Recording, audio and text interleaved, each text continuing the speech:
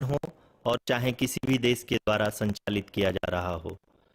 Mission के निश्चितता और अनिश्चितता के बीच बहुत ही महीन अंतर होता है, जिससे कि एक मिशन सफल या असफल होता है। लेकिन ना हम थके, ना हम हारे। हमने अपनी पिछली कमियों को सुधारते हुए आज पूरी तरह से आश्वस्त किया है कि लैंडर मॉड्यूल निश्चित तौर पे चंद्रमा की सतह पर सेफ और सॉफ्ट लैंडिंग करेगा। सभी दर्शकों की जानकारी के लिए अब हम इसरो के अब तक के सभी लूनर मिशंस की संक्षिप्त विवरण प्रस्तुत करेंगे। जी हाँ, इसरो का पहला मून मिशन चंद्रयान-1 अक्टूबर 2008 में पीएसएलवी रॉकेट के द्वारा सफलतापूर्वक प्रक्षेपित किया गया था। चंद्रयान-1 चंद्रमा के सतह पर पानी की खोज करके पहले ही इतिहास रच चुका है। यही कारण है कि आजकल विश्व के तमाम अंतरिक्ष वैज्ञानिक और स्पेस एजेंसियां चंद्रमा को और करीब से जानने के लिए उत्सुक दिख रही हैं। अगर हम बात करें चंद्रयान 2 की, जो इसरो का दूसरा मून मिशन है, जुलाई 2019 में इसरो के सबसे ताकतवर रॉकेट LBM-3 द्वारा सफलतापूर्वक प्रक्षेपित किया गया था और आज भी लगभग 4 साल बाद यह चंद्रमा के 100 किलोमीटर के सर्कुलर ऑर्बिट में घूमते हुए बहुत ही उत्तम क्वालिटी का डेटा प्रदान कर रहा है। मिशन के प्रारंभ में इसकी आयु 1 साल निर्धारित की गई थी, परंतु LBM-3 द्वारा बहुत ही सटीक इंजेक्शन और मिशन मैनेजमेंट की वजह से चंद्रयान 2 काफ़ी लंबे समय तक कार्यरत रहेगा। अब तक चंद्रयान 2 चंद्रमा के लगभग सभी भागों का चित्र ले चुका है। इसका एक बहुत ही महत्वपूर्ण पेलोड OHRC यानी कि ऑर्बिटर हाई रिजोल्यूशन कैमरा विश्व का सबसे बेहतरीन कैमरा है, जो कि चंद्रमा के सतह का लगातार पिक्चर भेज रहा है। अब मैं आरुषि जी से निवेदन करूंगा कि वो आप लोगों को इसरो के वर्तमान मिशन चंद्रयान 3 के बारे में बताएं। अभी आपने मिश्रा जी के द्वारा सुना इसरो के अब तक के लूनार मिशंस का विवरण। अब चलते हैं टुवर्ड्स चंद्रयान।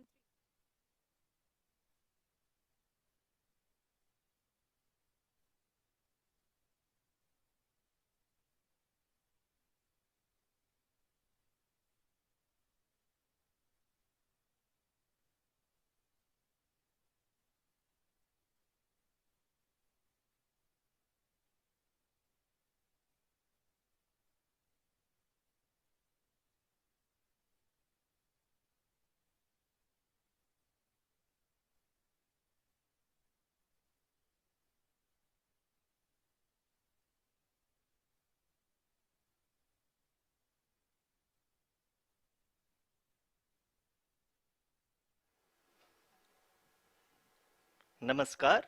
इसरो के इस महाअभियान से जुड़ने के लिए आप सादर आमंत्रित हैं।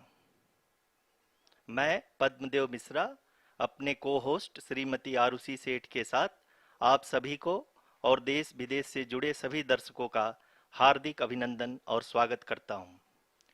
23 अगस्त 2023 आज की शाम इसरो के वैज्ञानिकों और सभी अंतरिक्ष वैज्ञानिकों के साथ लैंडर मॉड्यूल को चंद्रमा के सतह पर उतरने के ऐतिहासिक पलों को देखने के लिए तैयार और उत्सुक हैं।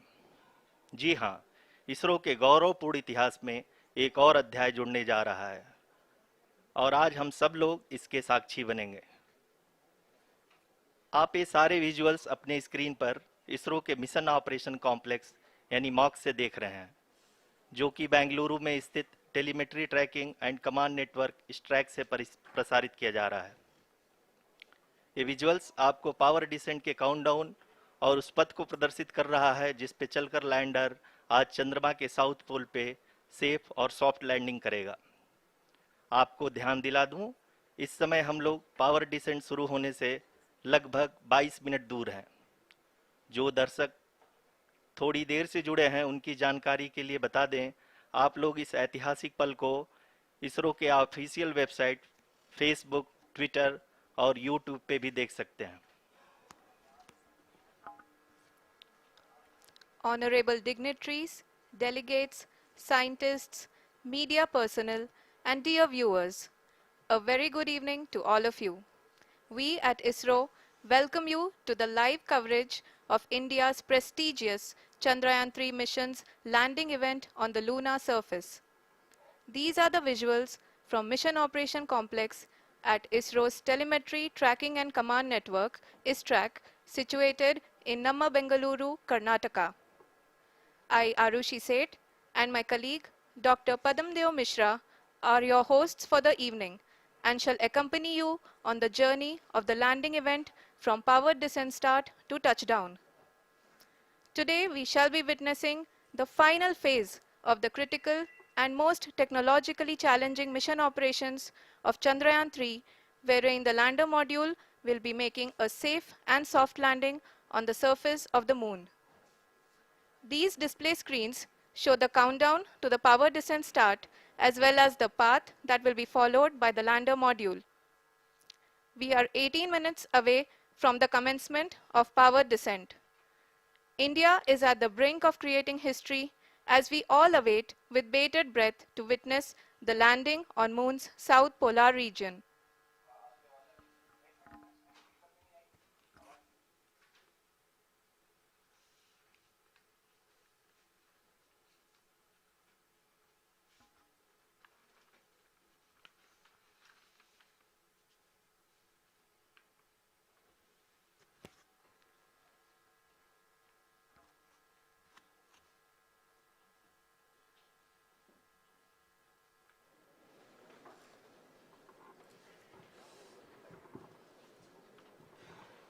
इसरो का पहला मून मिशन चंद्रयान 1 अक्टूबर 2008 में पीएसएलवी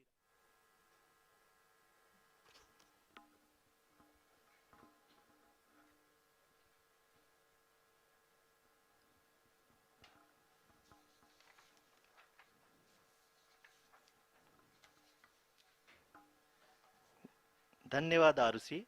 अगर मैं सही मायने में कहूं तो अंतरिक्ष का कोई भी मिशन हो और चाहे किसी भी देश के द्वारा संचालित किया जा रहा हो, इसरो मिशन की निश्चितता और अनिश्चितता के बीच बहुत ही महीन अंतर होता है, जिससे कि एक मिशन सफल या असफल होता है।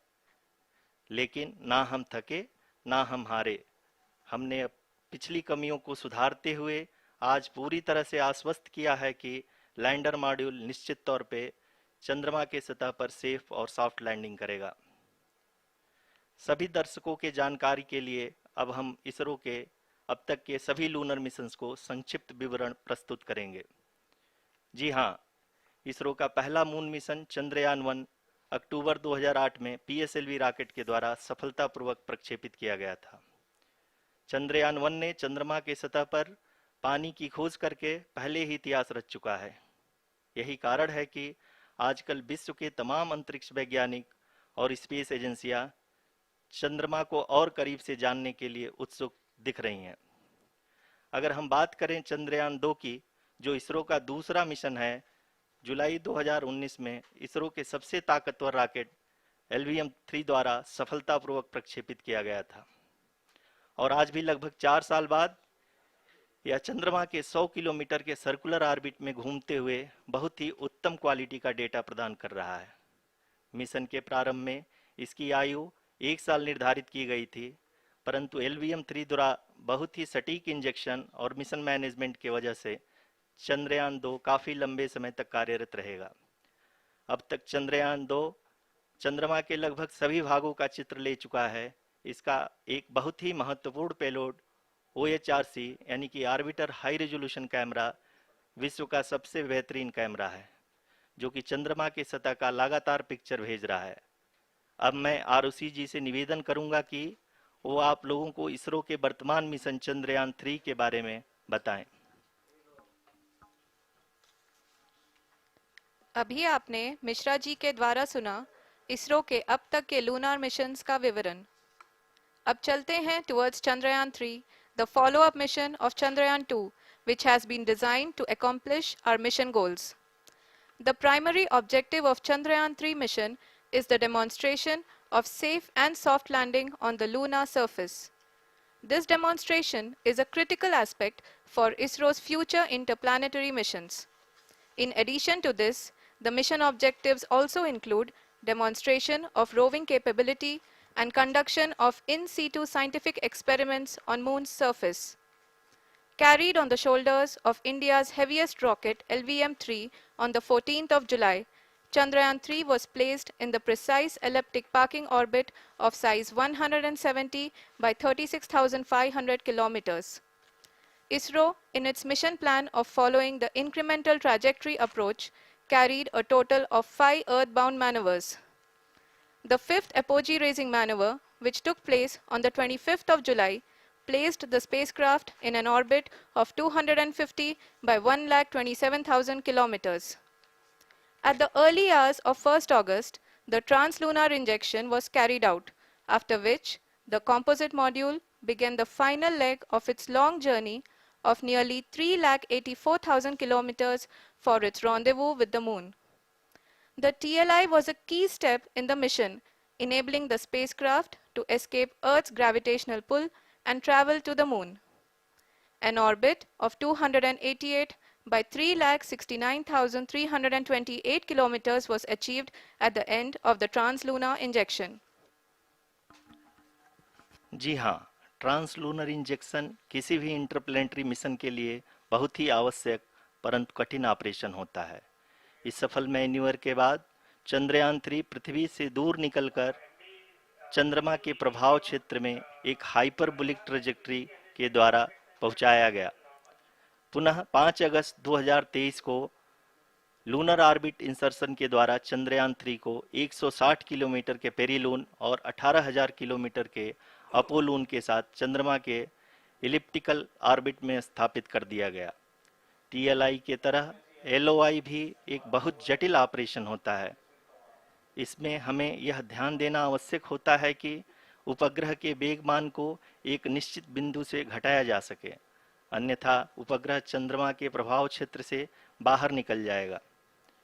एलओआई के सफलतापूर्वक परिचालन के बाद चंद्रयान-3 की कक्षा को 4 बार और परिवर्तित किया गया।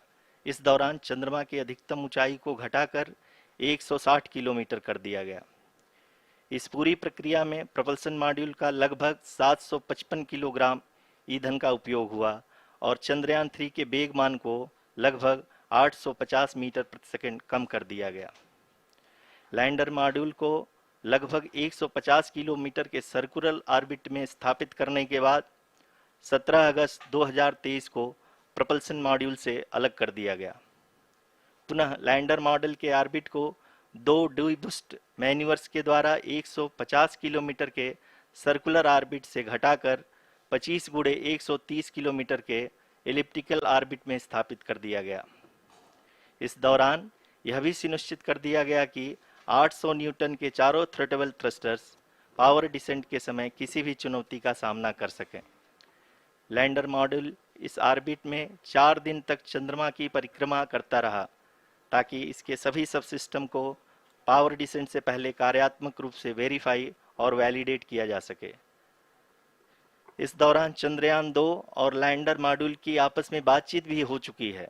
और संक्षेप में अब तक की यात्रा की बात करें तो लैंडर मॉड्यूल अब तक 21 बार पृथ्वी के और लगभग 120 बार चंद्रमा का चक्कर लगा चुका है और इस पूरी यात्रा में लगभग 55 लाख किलोमीटर की यात्रा भी पूरी कर चुका है। अब तक के इस पूरे अभियान में यह भी सुनिश्चित किया गया कि सारे ऑर्बिट मैन्यूवर्स इस प्रकार किए जाएं कि लैंडिंग साइट पावर डिसेंट की शुरुआत से ही लैंडर के ऑर्बिटल प्लेन में बना रहे।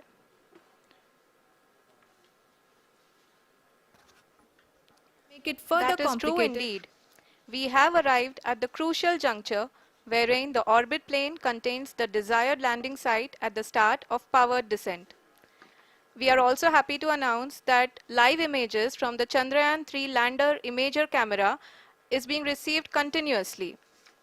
The demonstration of soft landing on the moon's surface is no ordinary feat due to the innumerable challenges and complexities involved.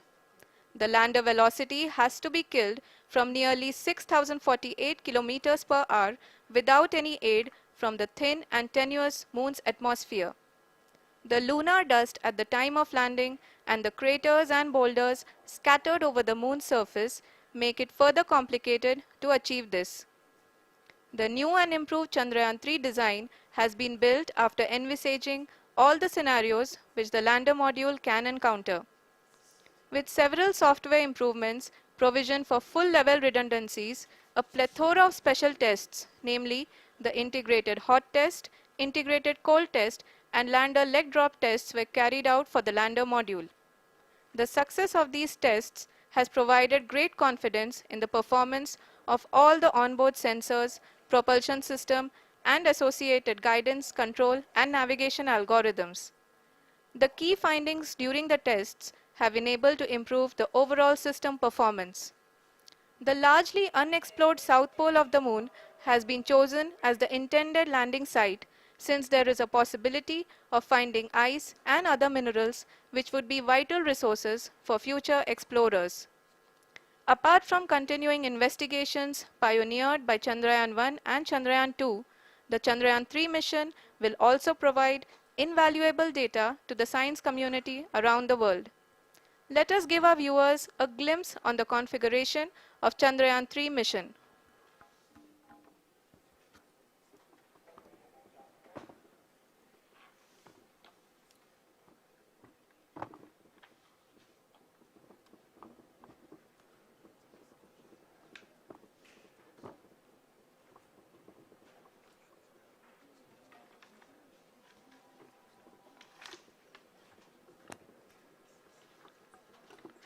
Chandrayaan 3 का मिशन प्लान लगभग चंद्रयान 2 की तरह ही बनाया गया है। यहाँ यह भी सुनिश्चित किया गया है कि चंद्रयान 3 को रॉकेट से अलग होने से लेकर के चंद्रमा के निकटतम कक्षा में स्थापित होने तक सारी गतिविधियां चंद्रयान 2 के तरह ही हों। और अब हम यह कह सकते हैं कि यह प्लान पूरी तरह से 100% सफल रहा। हालांकि लैंडर मॉड्यूल के सेंसर्स और प्रोपल्शन सिस्टम को इस तरह से मजबूत किया गया है कि लैंडर पावर डिसेंट के समय किसी भी आपदा से बाहर आकर के मिशन के मुख्य उद्देश्य को पूरा कर सके। इस क्रम में लैंडर के मुख्य सेंसर्स कारा, लासा, एलएचबीसी, एलडीवी और एलएचडैक का कार्यात्मक परीक्षण भी किया जा चुका है। एलडीवी, जो कि पूर्णतः स्वदेशी तकनीकी से बनाया गया एक नया सेंसर है, इसका मुख्य कार्य लैंडर के वेलोसिटी को तीनों अक्षों में कंप्यूट करना है। पावर डिसेंट के दौरान लैंडर के सटीक पोजीशन और वेलोसिटी का ज्ञान होना बहुत ही आवश्यक है। लिराप यानी laser inertial referencing and accelerometer package इस कार्य को पावर डिसेंट के दौरान बखूबी निभाएगा।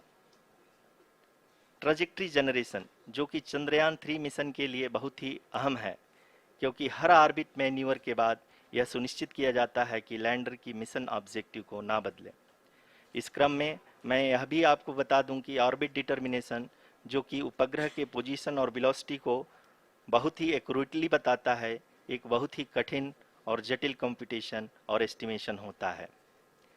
यहाँ यह भी जानना महत्वपूर्ण है कि चंद्रयान 2 का OHRC पेलोड अब तक काफ़ी ऊंचे स्तर का डैम प्रदान किया है, जिसके फलस्वरूप लैंडिंग साइट की सीमा को बढ़ाकर 4 × 2.4 किलोमीटर कर दिया गया है, जो कि पावर डिसेंट के दौरान सॉफ्ट लैंडिंग कराने में काफ़ी सहायक सिद्ध होगा।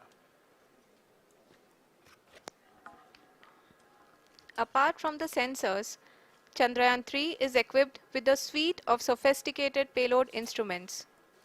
While Chandrayaan-1 and Chandrayaan-2 orbiter have provided abundant remote sensing data of Moon, equally important are the on-site localized measurements that provide ground truths.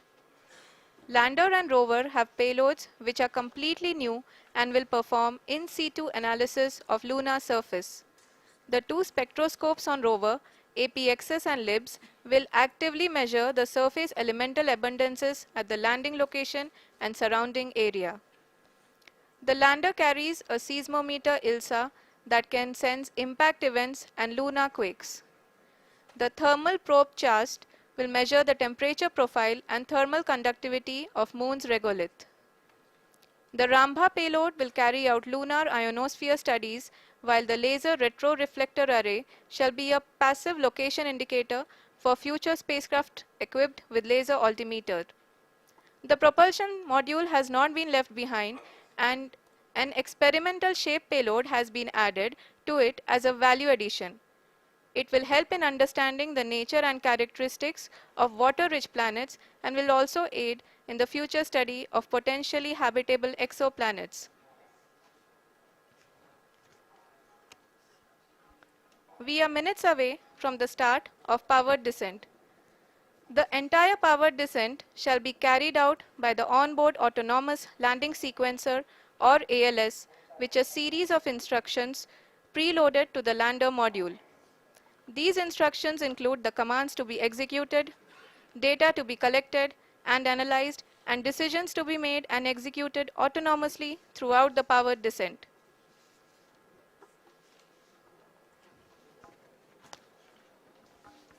जी हाँ, अब हम पावर डिसेंट के बहुत ही करीब आ चुके हैं। हम आपको बताते चलें कि पावर डिसेंट को कुल 4 चरणों में बांटा गया है। सबसे पहले आता है रफ ब्रेकिंग फेज, जिसमें लैंडर की ऊंचाई को चंद्रमा की सतह से 30 किलोमीटर से घटाकर 7.4 किलोमीटर कर दिया जाएगा। इस पूरी प्रक्रिया को पूरा करने में लगभग 11.5 मिनट लगेगा और इसका समानांतर वेग 1680 मीटर प्रति सेकंड से घटाकर 358 मीटर प्रति सेकंड हो जाएगा।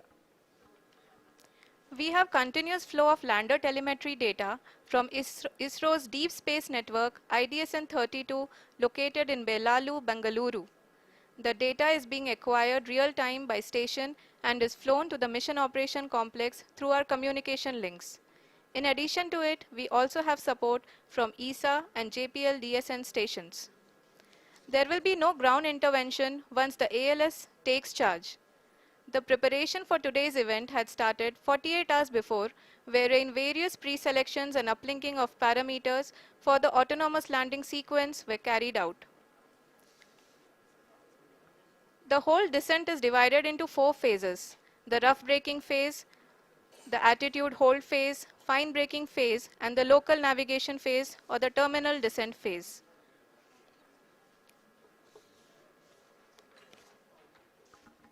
जी हाँ, एटीट्यूड होल्ड फेज, जो कि पावर डिसेंट का दूसरा चरण है, एक बहुत ही महत्वपूर्ण फेज है। इस 10 सेकंड के स्मॉल ड्यूरेशन के दौरान लैंडर के दो महत्वपूर्ण सेंसर कारा और लासा लैंडर की ऊंचाई की गणना करेंगे। इस फेज के पूरा होते ही लैंडर चंद्रमा के सतह से कुल 6.8 किलोमीटर की ऊंचाई पर होगा। During the rough braking phase, the lander velocity shall be brought down from 1680 meters per second to 358 meters per second. The altitude will be brought down from 30 kilometers to 7.4 kilometers at the end of rough braking.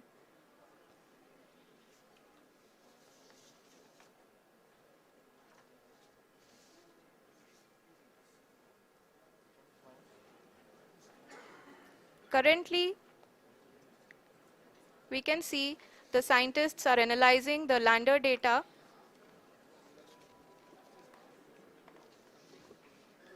जी हाँ, हम ये देख सकते हैं कि mission operation complex रूप में बैठे सभी वैज्ञानिक ये जो भी डेटा देख रहे हैं वो डीप स्पेस नेटवर्क आईडीएसएन 32 के द्वारा प्रोवाइड किया जा रहा है। और अगर हम अब बात करें पावर डिसेंट के तीसरे चरण का, जो कि फाइन ब्रेकिंग फेज होगा, जिसमें लैंडर लैंडिंग साइट से जस्ट 800 मीटर की ऊंचाई पर वर्टिकली होगा।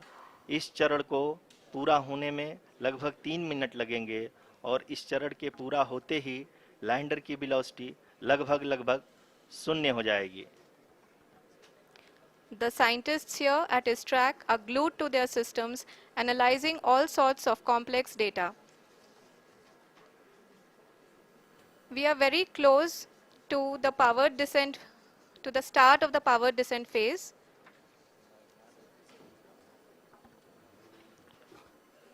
जी हाँ, अगर हम अब बात करें पावर डिसेंट के चौथे और अंतिम चरण का, जो कि लोकल नेविगेशन फेज या टर्मिनल डिसेंट फेज भी कहा जाता है, इस दौरान लैंडर के 2 इंजन बंद कर दिए जाएंगे और लैंडर के सेंसरों द्वारा इसके हाइट और वेलोसिटी की गणना इनर्शियल नेविगेशन को भेज दिया जाएगा। इस दौरान लैंडर 150 मीटर की ऊंचाई को प्राप्त करने के बाद कुल 131 सेकंड लगाएगा। इस पड़ाव पे आने के बाद पुनः लैंडर 22 सेकंड के लिए हवरिंग करेगा।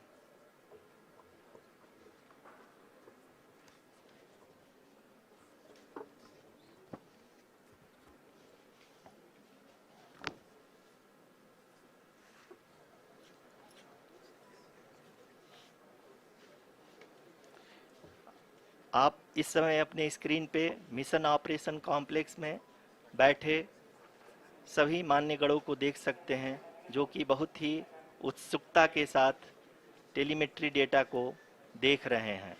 अभी हम लोग पावर डिसेंट शुरू होने से जस्ट कुछ ही पल दूर हैं।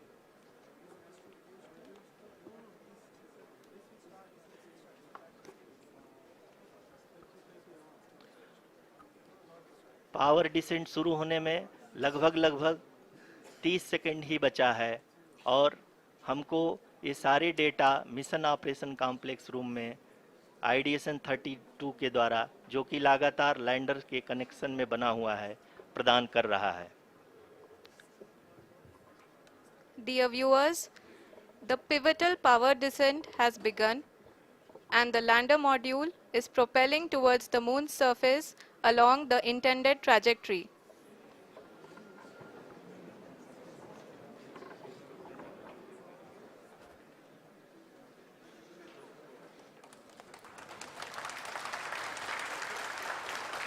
जी हाँ, अब देख सकते हैं रफ ब्रेकिंग फेज की शुरुआत हो चुकी है।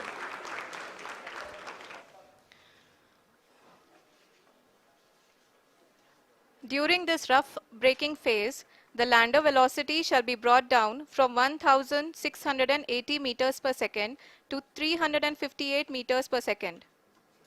The altitude will be brought down from 30 kilometers to 7.4 kilometers at the end of rough braking.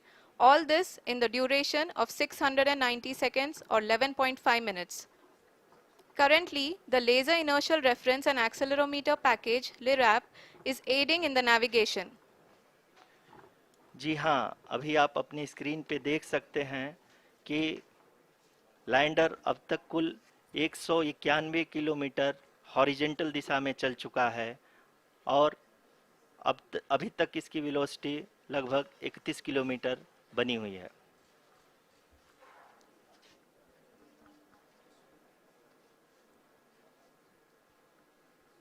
The lander module has traveled a distance of approximately 228 kilometers.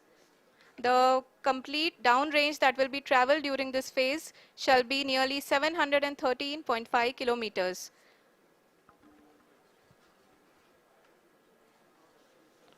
जी हाँ, कुल 745 किलोमीटर के इस रफ ब्रेकिंग फेज में आप देख सकते हैं कि हम लोग लगभग अपनी यात्रा 20% कंप्लीट कर चुके हैं।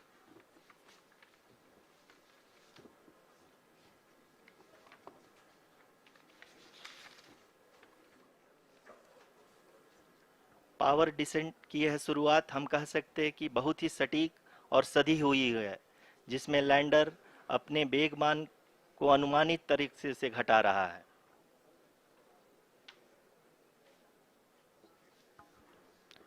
The altitude of the lander module will reduce from 7.4 kilometers to 6.8 kilometers.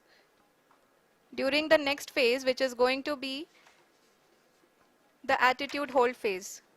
We can currently see that the altitude of the lander module is nearly 31 kilometers.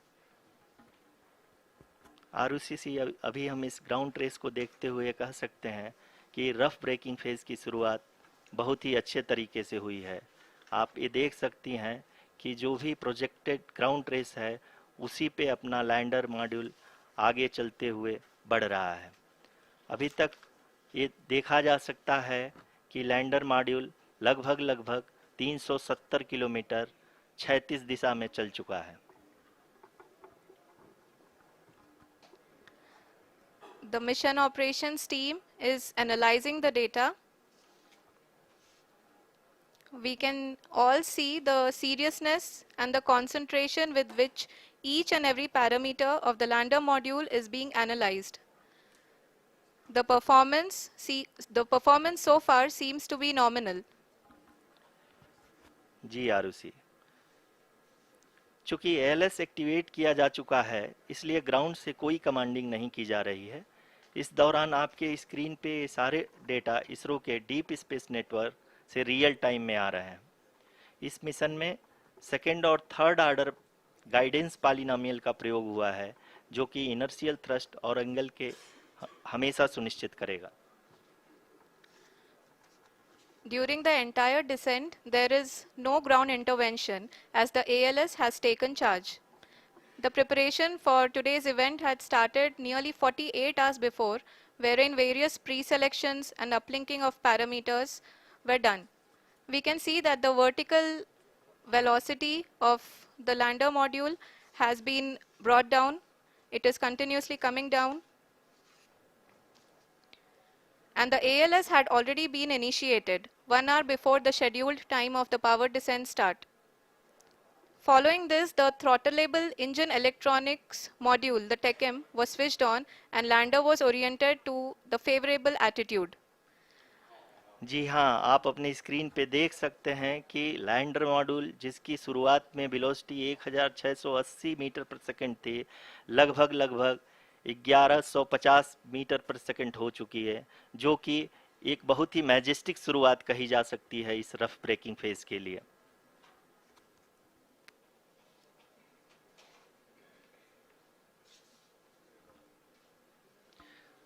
यहाँ पे मैं आपको ये भी बताते चलूँ कि आप अपने स्क्रीन पे देख सकते हैं कि द लैंडर मॉड्यूल का आल्टीट्यूड धीरे धीरे अब कम होता हुआ दिख रहा है, और जो कि एक्सपेक्टेड भी है।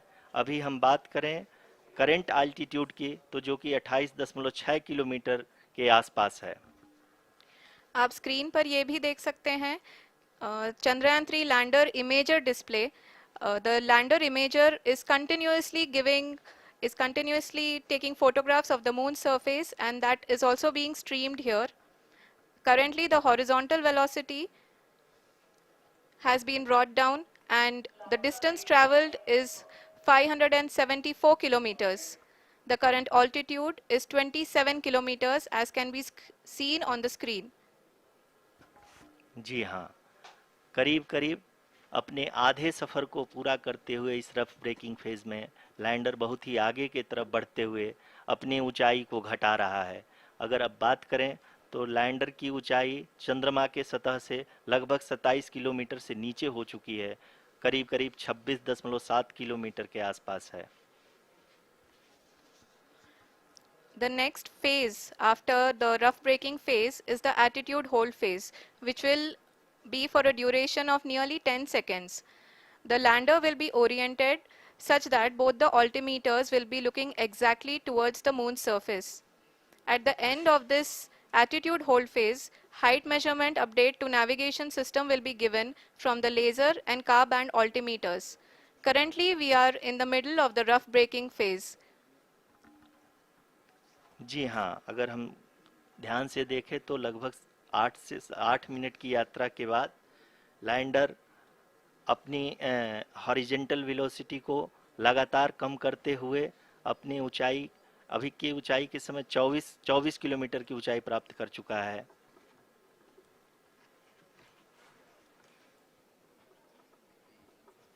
अब तक के आंकड़े को देखते हुए हम कह सकते हैं कि लैंडिंग पूरी तरह से नॉमिनल है। यहाँ पर हम देख सकते हैं कि हॉरिजेंटल वेलोसिटी लगातार कम होती हुई दिख रही है।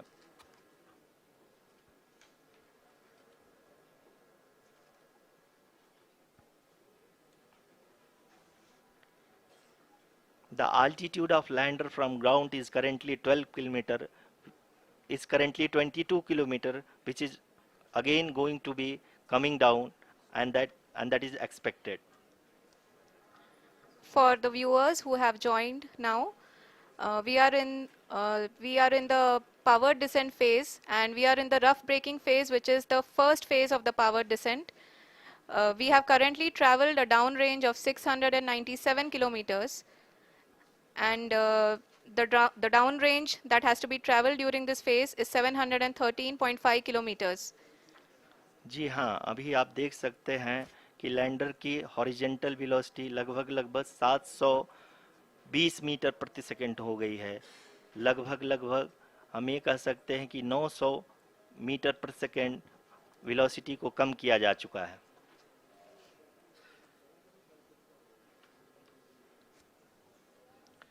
At the same time, we can see the altitude of the lander is just 17.8 kilometer from the moon surface, which is going to be around 7.4 at the end of the rough braking phase.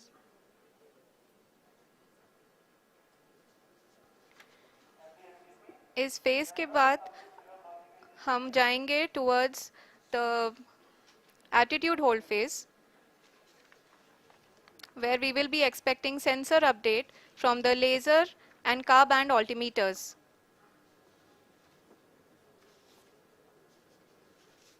We can see the visualization of the lander module moving towards the moon's surface. The current altitude is nearly 15.2 kilometers and the distance traveled is 754 kilometers. We can also see the image that the lander imager camera has been providing.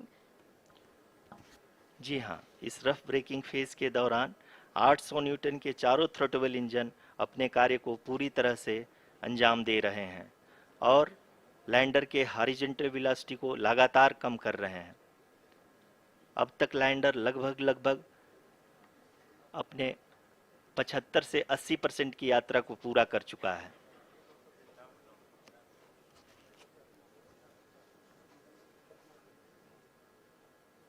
After the rough braking and the attitude hold phase, we shall be having the fine braking phase, which will continue for nearly 3 minutes. The whole phase is being driven by the autonomous landing sequencer and there is no intervention from ground. जी हाँ आरुषि, अभी आप अपनी screen पे देख सकती हैं कि जो करंट आल्टीट्यूड है चंद्रमा के सतह से लगभग 10 किलोमीटर के आसपास है। जी हाँ, हम अपने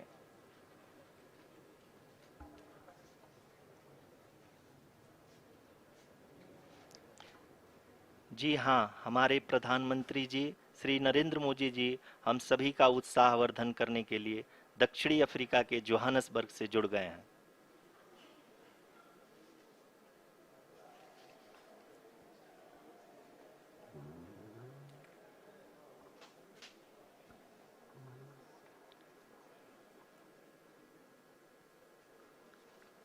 Yes, we are privileged to have with us Honorable Prime Minister of India, Shri Narendra Modi ji, who has joined us from South Africa's Johannesburg to encourage us.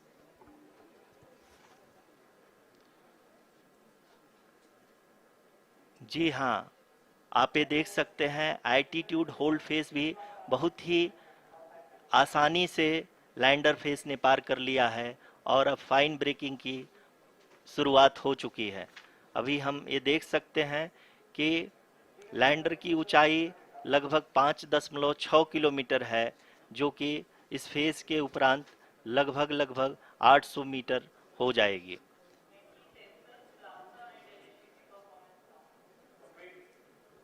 We can hear from the mission operations team that the sensors are performing nominally. And we are currently in the midst of the fine braking phase, which is going to continue for 3 minutes. And the altitude is going to be reduced to nearly 800 meters at the end of this phase.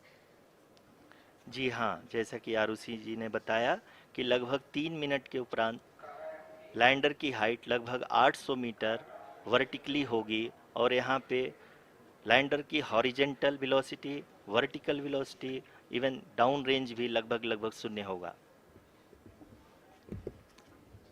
We can see the visual of the lander module and we can see that the downrange traveled is nearly 831 kilometers.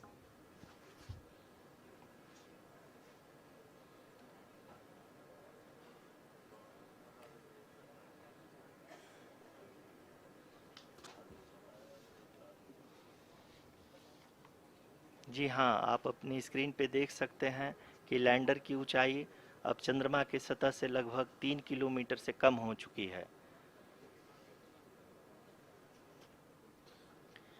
We are very close to the moon's surface, nearly 2.6 kilometers as we can see.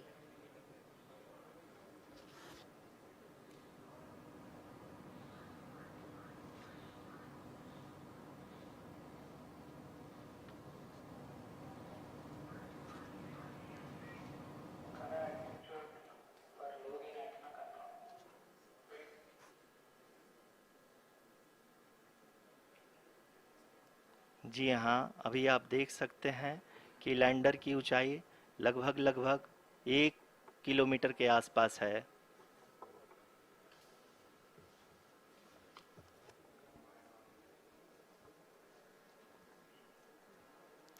We are nearing the final phase of the power descent,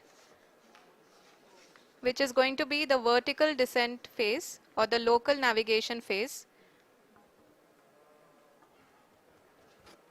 जी हाँ, अब हम fine breaking waves के एकदम करीब आ चुके हैं। हाँ, आप तालियों के गड़गड़ाहट से सुन सकते हैं कि हम लोगों ने तीसरे चरण को भी बहुत ही सफलतापूर्वक हासिल कर लिया है और अभी हम वर्टिकल डिसेंट फेज में आ चुके हैं, जिसकी शुरुआत भी बहुत ही अच्छे ढंग से हो चुकी है।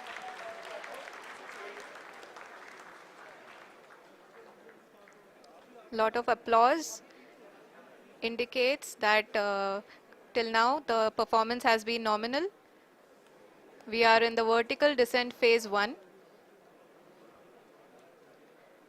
The altitude is being brought down from 800 meters and we are nearing and approaching the lunar surface.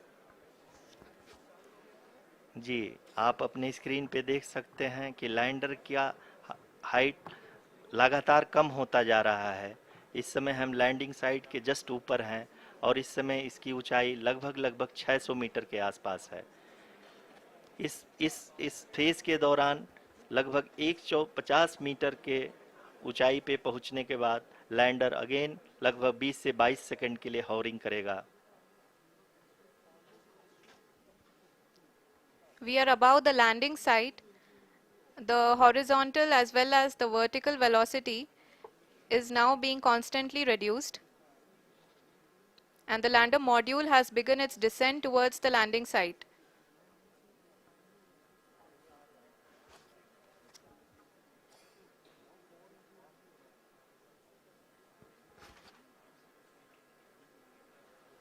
जी हाँ, आप अपने स्क्रीन पे देख सकते हैं ये जो पथ निर्धारित किया गया है, लैंडर पूरी तरह से उसी को ही फॉलो कर रहा है। इस समय हम लगभग 200 मीटर की हाइट से भी कम आ चुके हैं।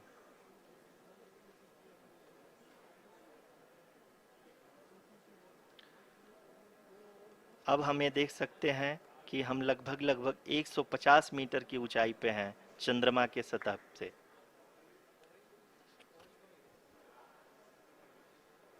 We are approaching the vertical descent phase 2, which will have the lander module hovering at nearly 150 meters above ji the हाँ, lunar surface. जी हाँ, आप इस तालियों के गड़गड़ाहट को सुन सकते हैं, जो कि सेकंड हाइवरिक फेज के कंप्लीट होने के बाद इन सारे वैज्ञानिकों के द्वारा की जा रही है।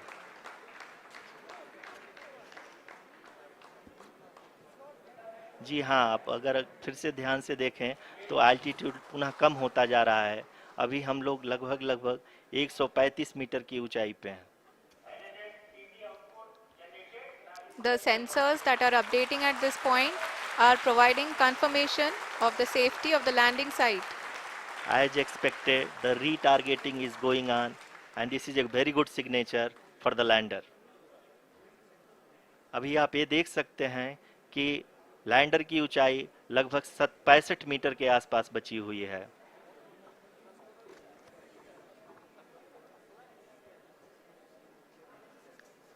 Currently, only 2 engines are now being fired, and we are nearly at zero velocity, vertical and horizontal. We were hovering, and now we are approaching the moon's surface. धीरे धीरे लैंडर की वेगमान को कम किया जा रहा है और हम अब लगभग 50 मीटर से भी कम आ चुके हैं। We can see the Honorable Prime Minister, Shri Narendra Modi ji, who is here to encourage us, and he is critically looking at the visuals.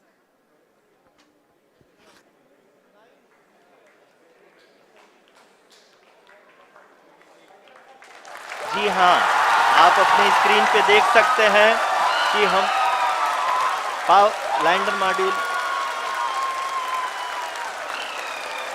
People are applauding.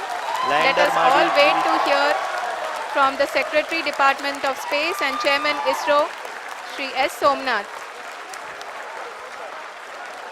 Lander module पूरी तरह से safely और softly चंद्रमा के सतह पे land हो चुका है। ये हम लोगों के लिए बहुत ही गर्व की बात है। हिंदी में एक कहावत है कि चंदा मामा दूर के, लेकिन अब हम ये कह सकते हैं कि चंदा मामा अपने घर के। बहुत ही उम्दा. The hard work of the entire ISRO community has come to fruition.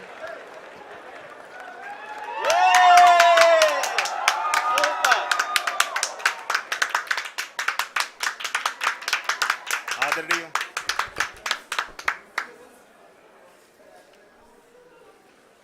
आदरणीय प्रधानमंत्री जी, नमस्कार.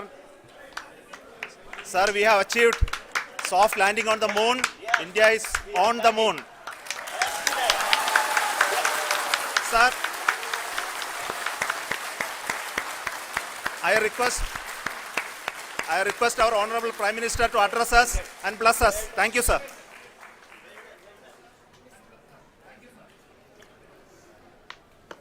मेरे प्यारे परिवारजनों, जब हम अपनी आंखों के सामने ऐसा इतिहास बनते हुए देखते हैं तो जीवन धन्य हो जाता है। ऐसी ऐतिहासिक घटनाएं राष्ट्र जीवन की चिरंजीव चेतना बन जाती है। ये पल अविस्मरणीय है। ये क्षण अभूतपूर्व है। ये क्षण विकसित भारत के शंखनाद का है। ये क्षण नए भारत के जयघोष का है। ये क्षण मुश्किलों के महासागर को पार करने का है। ये क्षण जीत के चंद्र पथ पर चलने का है। ये क्षण 140 करोड़ धड़कनों के सामर्थ्य का है। ये क्षण भारत में नई ऊर्जा, नया विश्वास, नई चेतना का है। ये क्षण भारत के उदयमान भाग्य के आह्वान का है। अमृत काल की प्रथम प्रभा में सफलता की ये अमृत वर्षा हुई है। हमने धरती पर संकल्प लिया और चांद पर उसे साकार किया। और हमारे वैज्ञानिक साथियों ने भी कहा, India is now on the moon. आज हम अंतरिक्ष में नए भारत की नई उड़ान के साक्षी बने हैं। साथियों, मैं इस समय ब्रिक्स समिट में हिस्सा लेने के लिए दक्षिण अफ्रीका में हूं, लेकिन हर देशवासी की तरह मेरा मन चंद्रयान महाअभियान पर भी लगा हुआ था।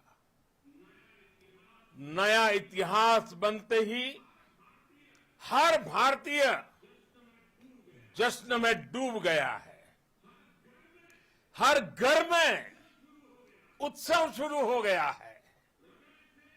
हृदय से मैं भी अपने देशवासियों के साथ, अपने परिवारजनों के साथ इस उमंग और उल्लास से जुड़ा हुआ हूं। मैं टीम चंद्रयान को, इसरो को और देश के सभी वैज्ञानिकों को जी जान से बहुत बहुत बधाई देता हूं, जिन्होंने इस पल के लिए वर्षों तक इतना परिश्रम किया है। उत्साह, उमंग, आनंद और भावुकता से भरे इस अद्भुत पल के लिए मैं 140 करोड़ देशवासियों को भी कोटि कोटि बधाइयां देता हूं। मेरे परिवारजनों, हमारे वैज्ञानिकों के परिश्रम और प्रतिभा से भारत चंद्रमा के उस दक्षिणी ध्रुव पर पहुंचा है जहां आज तक दुनिया का कोई भी देश नहीं पहुंच सका। अब आज के बाद से चांद से जुड़े मिथक बदल जाएंगे, कथानक भी बदल जाएंगे और नई पीढ़ी के लिए कहावतें भी बदल जाएगी। भारत में तो हम सभी लोग धरती को मां कहते हैं और चांद को मामा बुलाते हैं। कभी कहा जाता था चंदा मामा बहुत दूर के हैं, चंदा मामा बहुत दूर के हैं। अब एक दिन वो भी आएगा जब बच्चे कहा करेंगे चंदा मामा बस एक टूर के हैं।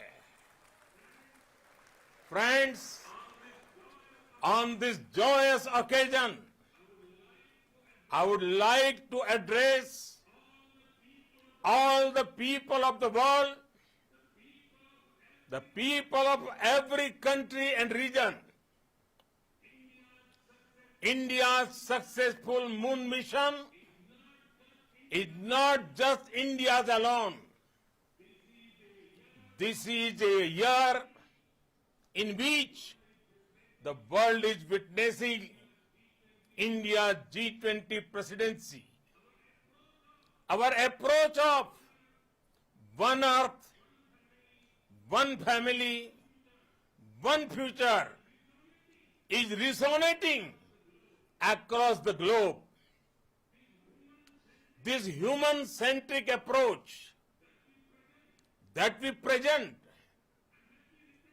and that we represent has been welcomed universally. Our moon mission is also based on the same human-centric approach.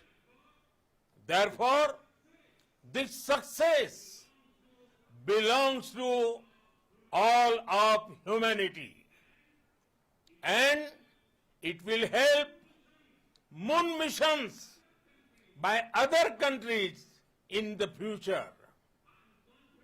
I am confident that all countries in the world, including those from the global south, are capable of achieving such feats. We can all aspire for the moon and beyond. मेरे परिवारजनों, चंद्रयान महाअभियान के ये उपलब्धि भारत की उड़ान को चंद्रमा की कक्षाओं से आगे जाएगी।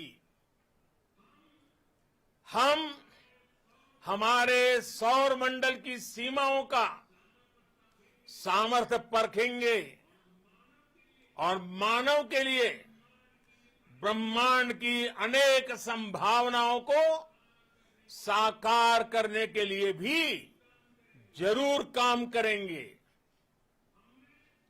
हमने भविष्य के लिए कई बड़े और महत्वाकांक्षी लक्ष्य तय किए हैं। जल्द ही सूर्य के विस्तृत अध्ययन के लिए ISRO Aditya L1 mission launch करने जा रहा है। इसके बाद शुक्र भी इसरो के लक्ष्यों में से एक है। गगनयान के जरिए देश अपने पहले ह्यूमन स्पेस फ्लाइट मिशन के लिए भी पूरी तैयारी के साथ जुटा है। भारत बार बार ये साबित कर रहा है कि sky is not the limit. साथियों, साइंस और टेक्नोलॉजी देश के उज्जवल भविष्य का आधार है। इसलिए आज के इस दिन को देश हमेशा हमेशा के लिए याद रखेगा। यह दिन हम सभी को एक उज्जवल भविष्य की ओर बढ़ने के लिए प्रेरित करेगा। ये दिन हमें अपने संकल्पों की सिद्धि का रास्ता दिखाएगा। ये दिन इस बात का प्रतीक है कि हार से सबक लेकर जीत कैसे हासिल की जाती है। एक बार फिर देश के सभी वैज्ञानिकों को बहुत बहुत बधाई और भविष्य के मिशन के लिए ढेरों शुभकामनाएं। बहुत बहुत धन्यवाद।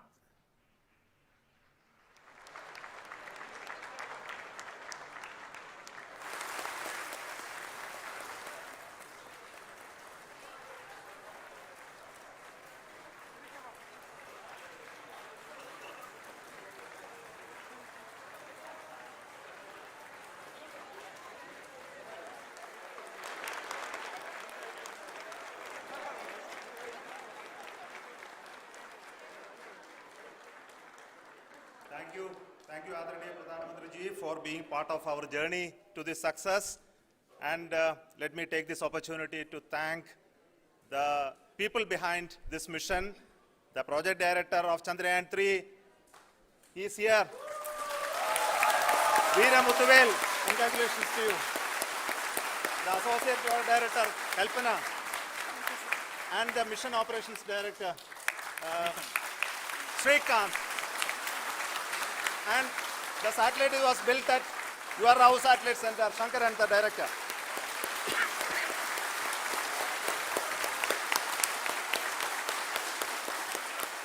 Thank you, sir.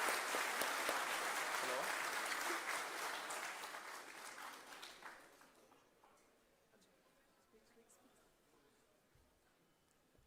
It's a great moment of happiness on behalf of team. It gives me immense satisfaction on achieving this goal as a project director of this mission. The entire mission operations right from launch till landing happened flawlessly as per the timeline, and we became the 4th country to demonstrate the soft landing onto the moon surface, and we became the first country to go to near to the south pole of the moon.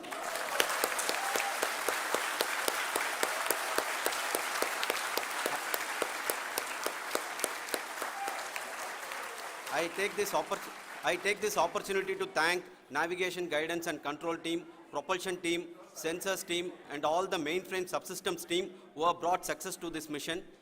I also take the opportunity to thank the Critical Operations Review Committee for thoroughly reviewing the mission operations right from launch till this date.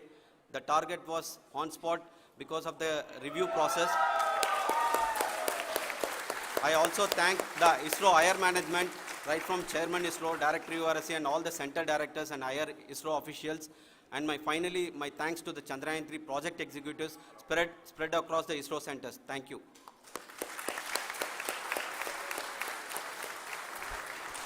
Mission Director Srikanth. It gives me an immense pleasure to be part of Chandrayaan-3 and acting as Mission Director.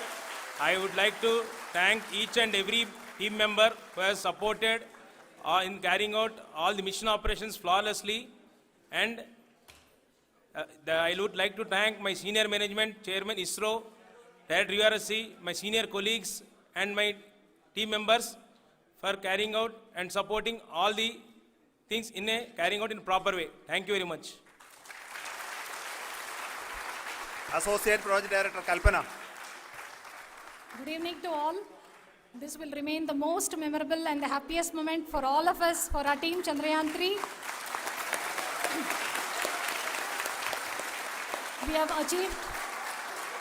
have achieved our goal flawlessly. From the day we started rebuilding our spacecraft after Chandrayaan 2 experience, it has been breathe in, breathe out Chandrayaan 3 for our team.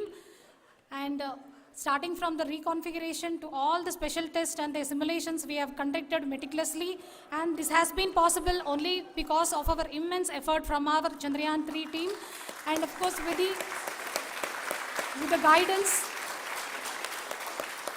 the guidance from our chairman ISRO, our directors and all our experts. With all this, it has been possible. Thank you one and all. Thank you for all the minutest help which has been provided from all the areas of departments. Thank you. Thank you.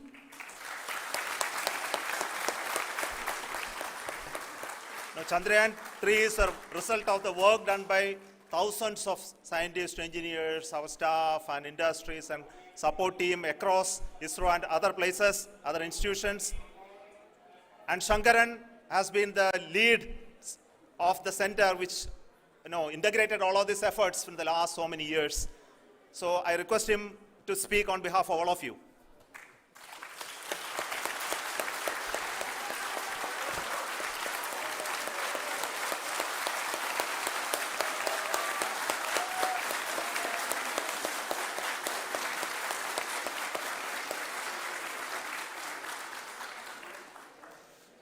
Thank you very much for the affection that has been displayed today now.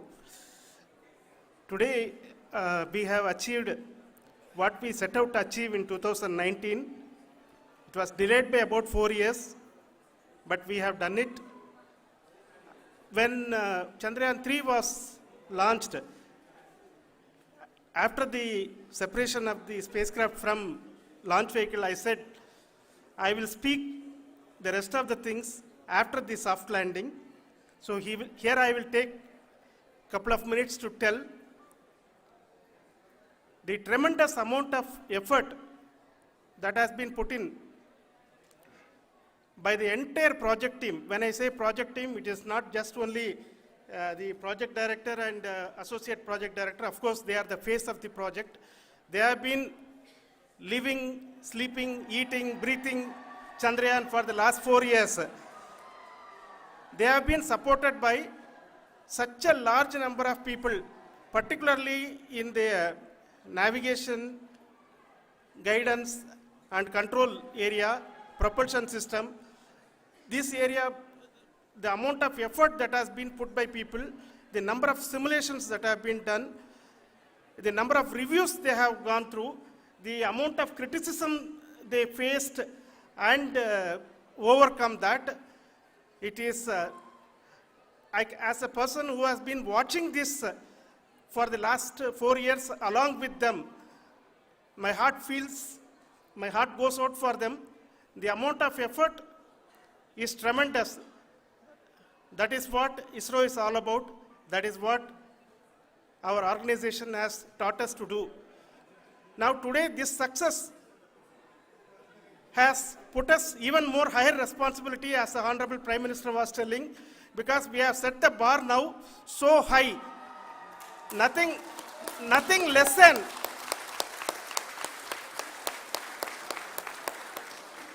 less spectacular than this is going to be inspiring for any of us in the future.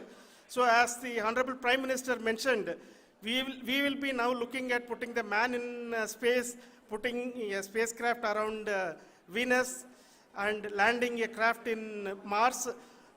Work on all these activities are going on for few years, and this success today will inspire us and will spur us to take those efforts even more strongly, so that we will make our country proud again and again and again. Thank you very much for every one of you who have directly or indirectly participated in this mission, encouraged us, intentionally or unintentionally helped us in all for every one of you. A big thank you, because even casual remark, an unintended point can help a person who is striving to reach a goal. The person who is making that remark may not have meant it that way, but sometimes it can ignite that's why I said that even unintended help is very, very, very welcome, and we are very, very thankful for that. Thank you, Team ISRO, for supporting all of us. The amount of affection we received when this mission came into this final stage, the number of people who gave us confidence that nothing can go wrong, and this is going to be successful. In fact, I was not that much confident, because we have seen couple of times issues, because I know very well as a person who has been doing in this domain for 36 years, I know there are thousands of things. Any of that can anytime go wrong and derail, but so many of the people, because that I only see as the reflection of the effort we have put, that people are so happy to see this effort, and they want us to succeed. It is not that they know that we are going to succeed. The people want us to succeed. So thank you very much for everyone for your love and affection. We will continue to do our best and make our flag fly, ISRO's as well as India's flag fly high. Thank you very much.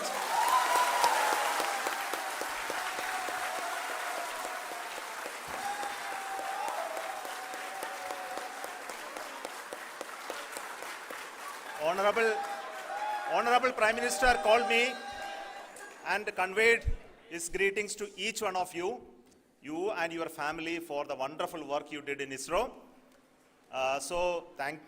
Thanks are to him for the support that he is giving to us for missions like Chandrayaan 3 and the missions that are in the offing. I think that's a great word of comfort that we are receiving for pursuing the inspirational work that we are doing for the nation. I want to tell you, and I want to thank you also for each and everyone who prayed with us in the last many days, who wanted this success to happen in ISRO.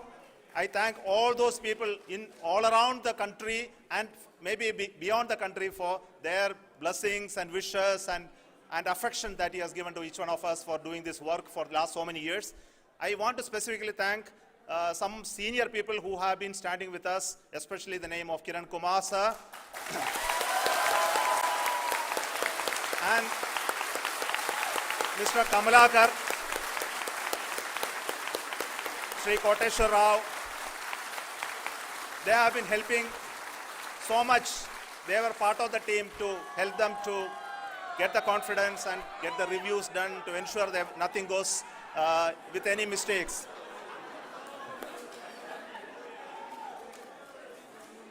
And of course, this is not the work of us alone. This is a work of a generation of ISRO leadership and ISRO scientists. And this is a journey we started in Chandrayaan 1, continued in Chandrayaan 2, and Chandrayaan 2 craft is still working and doing a lot of communication work with us. And all the team that contributed to building Chandrayaan 1 and Chandrayaan 2 should be remembered and thanked while we celebrate Chandrayaan 3. And this is an incremental progress and definitely a great, huge one it is. And thank you so much for all the support and work that you have done. Thank you.